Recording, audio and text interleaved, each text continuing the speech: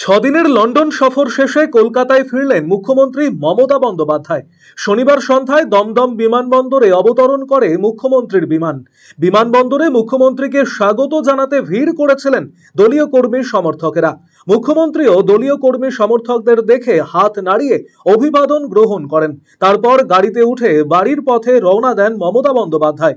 গত শনিবার দমদম বিমানবন্দর থেকে দুবাইয়ের উদ্দেশ্যে রওনা দিয়েছিলেন মুখ্যমন্ত্রী। অক্সফোর্ড বিশ্ববিদ্যালয়ের কেলক কলেজ থেকে আমন্ত্রণ পেয়ে লন্ডন পাড়ি দিয়েছিলেন মুখ্যমন্ত্রী। রবিবার 23শে মার্চ দুপুরে তিনি লন্ডন পৌঁছন। শুক্রবার লন্ডনের হিথ্রো বিমানবন্দর থেকে দুবাই হয়ে কলকাতা ফেরার বিমানে ওঠেন।